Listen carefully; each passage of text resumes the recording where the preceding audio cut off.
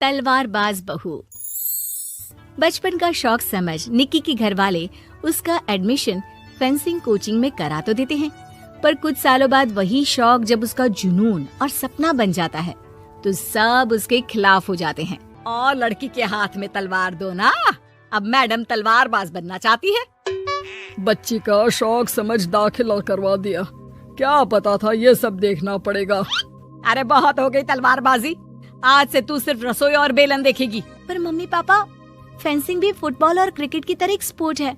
थोड़ी और प्रैक्टिस के बाद मुझे स्टेट, फिर नेशनल और फिर इंटरनेशनल खेलने का मौका भी मिल सकता है। निक्की की बात से भड़के हुए घर वाले आगे कुछ सुने या समझे बिना उसके घर में रहने का ऐलान कर देते हैं, जिसके कुछ हफ्तों बाद निक्की की आयुष के साथ शादी हो जाती है। ससुराल पहुंचने के कुछ दिनों बाद बहुत हिम्मत के साथ निक्की फिर वही फरियाद लिए इस बार अपनी सास के पास जाती है।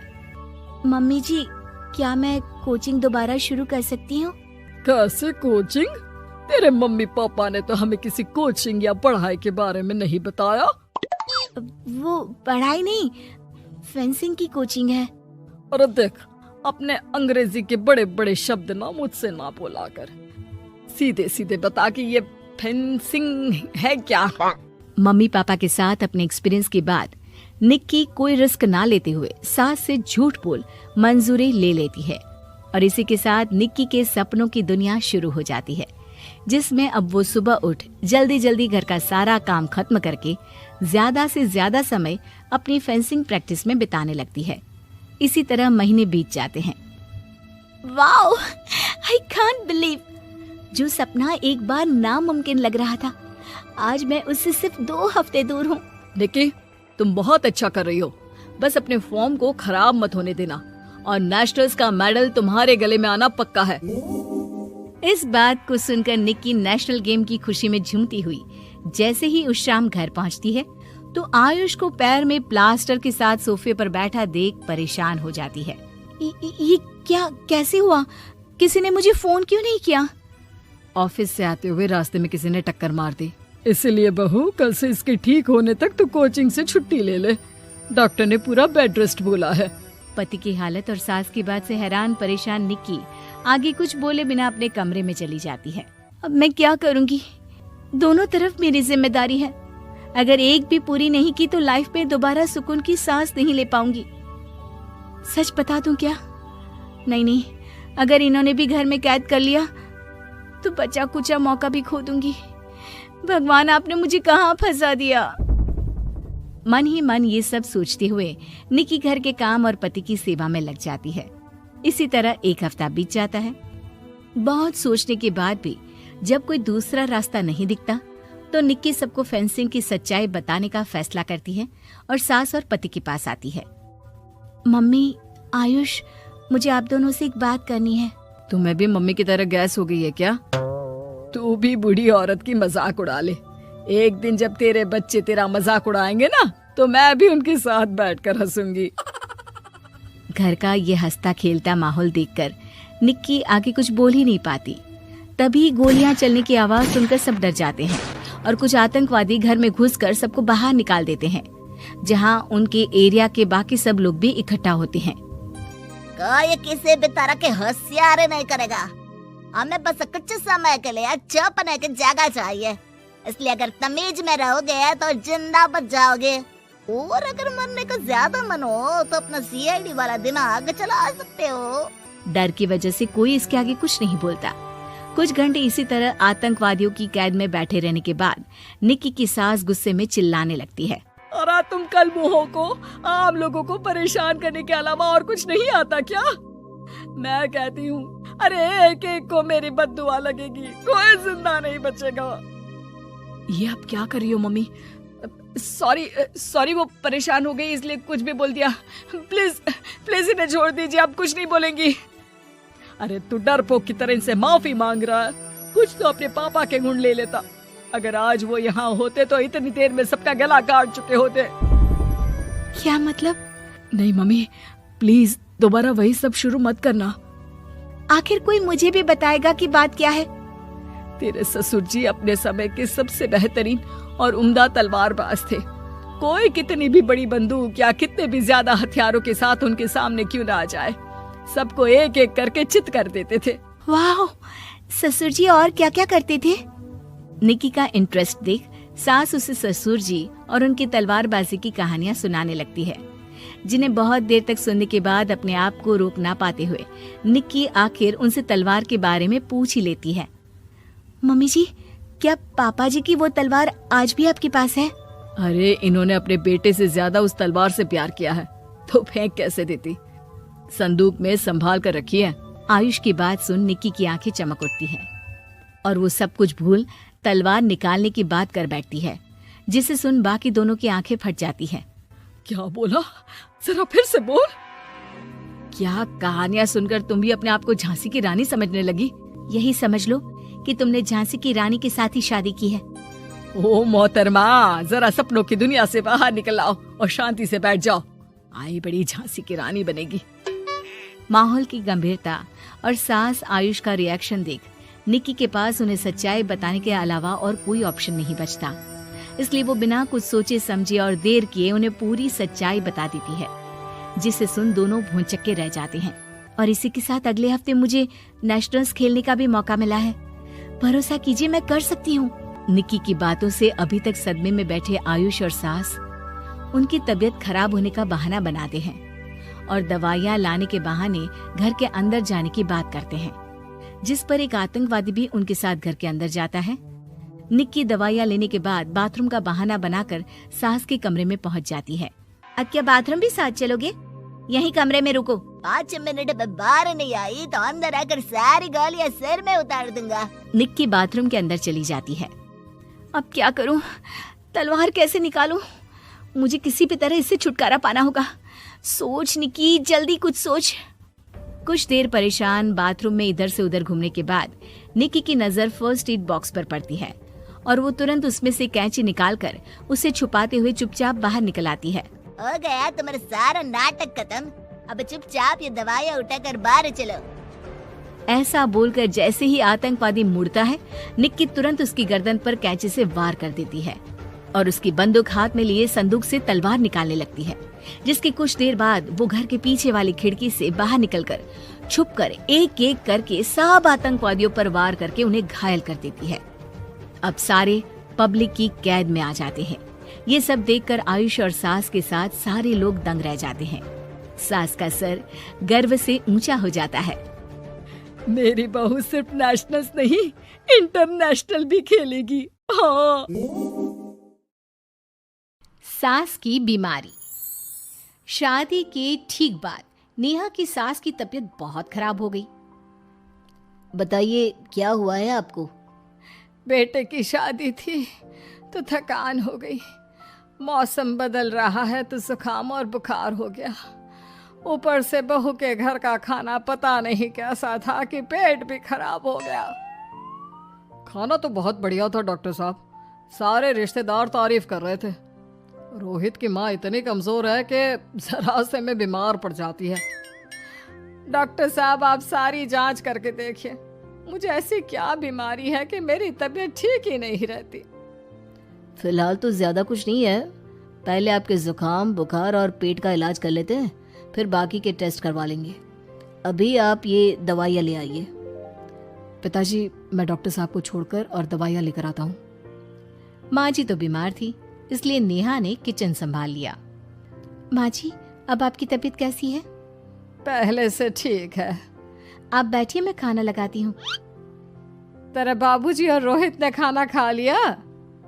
रोहित तो टिफिन लेकर ऑफिस गए हैं माँ, और बाबूजी ने खाना खा लिया है। आप शुरू कीजिए। यह क्या, खाने में इतना तेल इतने मसाले?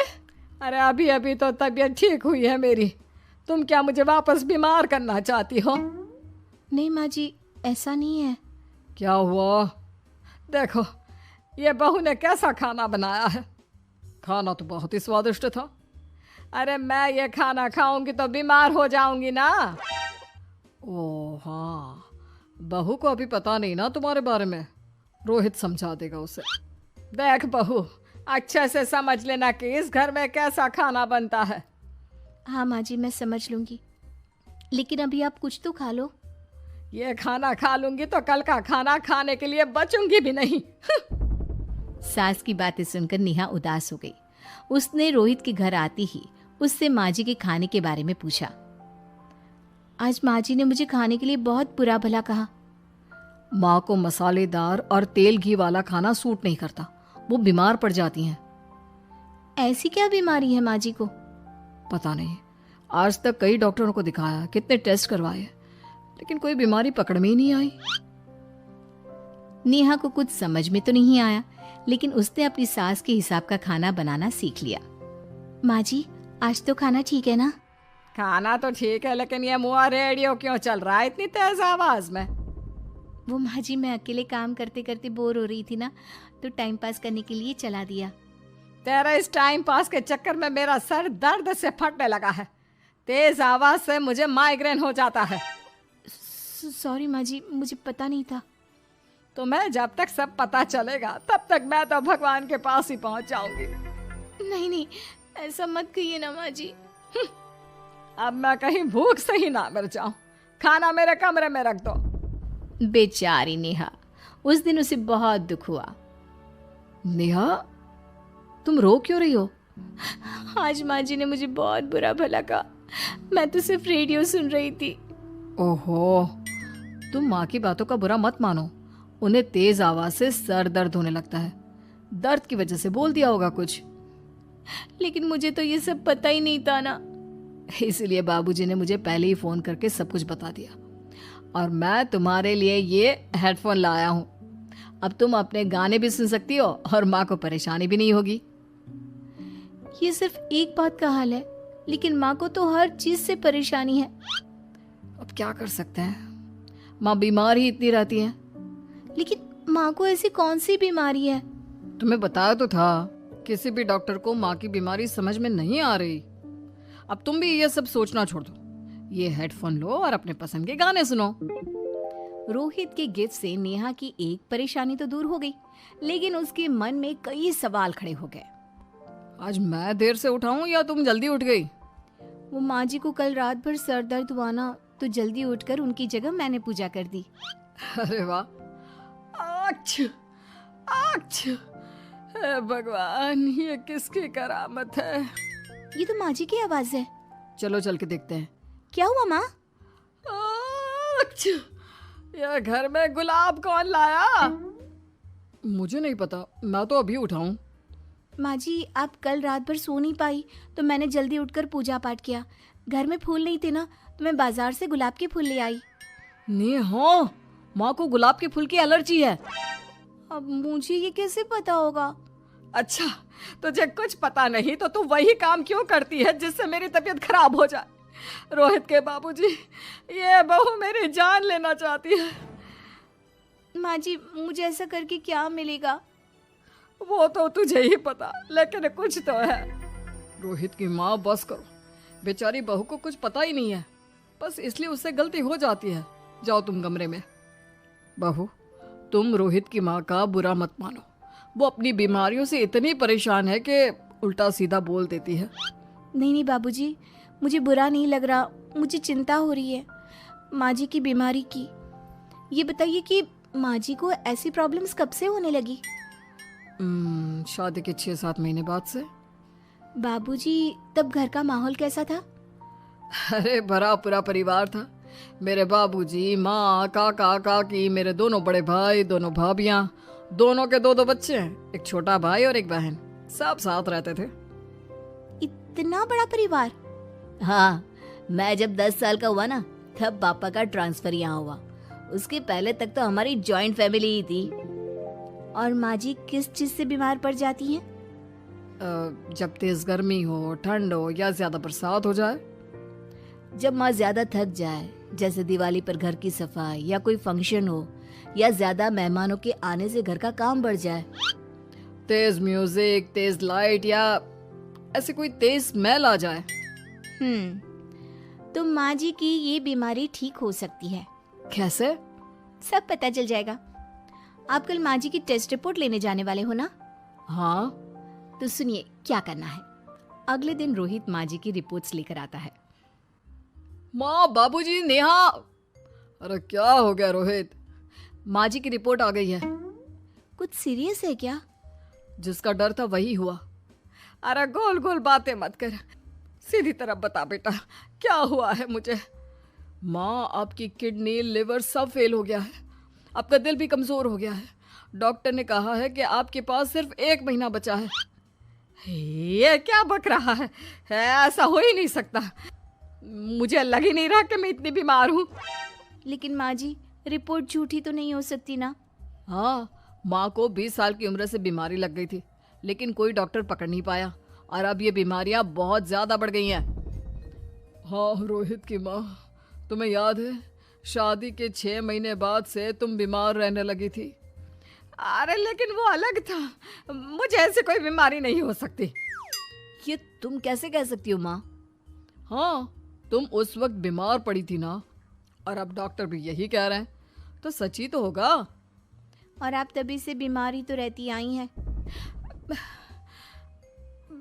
अरे लेकिन तब मैं बीमार थी ही नहीं। क्या मतलब? अरे तब मैं बीमारी का नाटक करती थी, मुझे कुछ नहीं हुआ था। ये क्या बोल रही हो? हाँ, घर में इतने सारे लोग थे और सबसे छोटी बहू मैं थी, तो सारा काम मुझे करना पड़ता, इसलिए काम से बचने के लिए मैं नाटक करने लगी। लेकिन आपको अभी भी वही बीमारियां होती है ना माँ? हाँ, अगर नाटक था तो ये प्रॉब्लम तुम्हें अभी क्यों होती है? इसका जवाब मैं देती हूँ।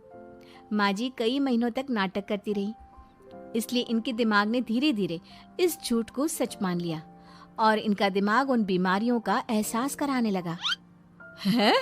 ऐसे भी होता है क्या? हाँ माँ जी, इसे प्लेसिबो इफेक्ट कहते हैं। जब आप बात बात पर बीमार पड़ने लगी तो मैंने अपने मामा से बात की, जो एक साइकोलॉजिस्ट है। उन्होंने बताया मुझे। तो ये रिपोर्ट्स? मैंने झूठी रिपोर्ट बनवाई थी नेहा के कहने पर, ताकि आप सच बताएं। यानी मुझे कुछ नहीं हुआ? नहीं माँ जी, और आपकी इस प्रॉब्लम का भी सोल्यूशन है। हम किसी अच्छे साइकोलॉजिस्ट को दिखाएंगे और आप जल्द ही ठीक हो जाएंगी। वाह बहू, मैंने तुझे इतना भला बुरा कहा और तूने मेरी जिंदगी भर की तकलीफें दूर कर दी। थैंक यू और सॉरी बहू। अरे मुझे भी तो सॉरी कहो, पूरी जिंदगी तुम्हारी सेवा की है, वो भी झूठ मूठ की बीमारी के लिए। हाँ हाँ, आप भी माफ कर दो मुझे, बस सॉरी। तो इस तरह नेहा ने अपनी सास की बीमारी पकड़ भी ली और ठीक भी कर दी।